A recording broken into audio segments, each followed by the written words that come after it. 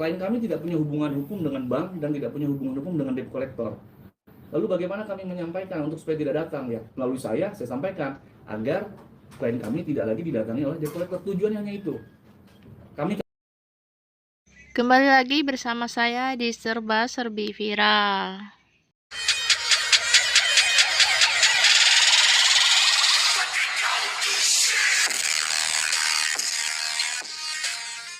Baiklah, maka dapat kita simpulkan hubungan Sarwendah dengan Ruben Onsu masih menyisakan masalah meski sudah bercerai. Hubungan Sarwendah dan Ruben Onsu tengah memanas buntut adanya permasalahan debt collector hingga dikaitkan dengan nafkah anak. Masalah semakin memanas saat pihak Sarwendah yang dituding menyudutkan Ruben Onsu setelah mengungkap permasalahan debt collector di depan media. Rumah Sarwendah sebelumnya sempat didatangi debt collector pada Jumat 7 November 2025 lalu. Kedatangan debt collector itu diketahui untuk menagih kendaraan Ruben Onsu yang disebut menunggak cicilan. Setelah ramainya kejadian itu, Ruben Onsu melalui kuasa hukumnya justru mengungkap nominal nafkah setiap bulan yang diberikan sang presenter kepada Sarwendah mencapai 240 juta. Ingin masalah segera berakhir, kuasa hukum Sarwendah, Chris Samsiwu, berharap pihaknya bisa bertemu langsung dengan pihak Ruben Onsu. Ia juga ingin mempertemukan langsung Sarwendah dengan Ruben Onsu untuk duduk bersama menyelesaikan permasalahan yang ada. Kami berharap ini kita sudahi. Kami berharap bisa duduk bersama antara Bang Minola atau kuasa hukum Ruben dengan saya ataupun klien dengan klien. Ungkap Chris dikutip dari YouTube Cumi-Cumi Rabu 19 November 2025. Menurut Chris bahwa hubungan Sarwendah dan Ruben Onsu harus tetap terjaga dengan baik meski kini sudah bukan menjadi suami istri lagi. Lebih lagi ada anak-anak yang masih membutuhkan perhatian dari kedua orang tua. Mereka gimana pun tidak akan putus hubungan karena ada anak, ujarnya.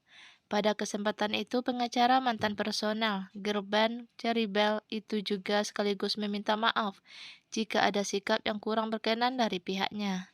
Chris memastikan apa yang dilakukan oleh pihaknya yakni untuk kebaikan kliennya. Tanpa mengurangi rasa hormat kepada siapapun yang saya mohon maaf jika kalau ada kata-kata atau sikap kami yang kurang pas. Tetapi yang kami lakukan murni semua dasarnya adalah kepentingan klien dan bukti yang sudah ada yang kami bisa pertanggungjawabkan secara hukum dan kepada Tuhan Yang Maha Esa, ucapnya.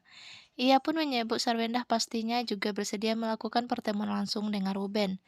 Chris menilai permasalahan ini muncul lantaran kurangnya komunikasi kliennya dengan presenter 42 tahun itu. Dia sangat mau ketemu karena didasari oleh komunikasi Sarwendah yang masih bicara kemarin sebelum kami hadir. Adalah dia mau ketemu, mau membicarakan. Tetapi Ruben langsung melempar hubungi pengacara saya. Jadi sebenarnya dalam hal ini teman-teman bisa menilailah, tapi buat saya mereka adalah dua-duanya orang baik. Tapi ini hanya masalah miskon aja yang menurut saya masih bisa dikomunikasikan, bebernya. Rumah Sarwendah disatroni 2 debt collector pada Jumat 7 November lalu sekitar pukul 17 WIB. Kedatangan debt collector itu diketahui membuat seluruh penghuni rumah kaget.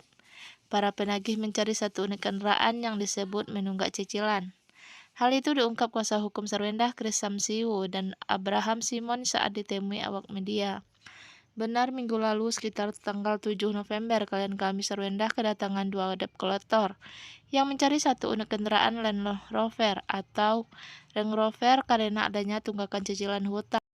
Ucap Abraham Simon di kawasan Antasari, Jakarta Selatan, Jumat 14 November 2025. Jadi memang ada tunggakan dari RSO untuk Land Rover tersebut, kata Abraham.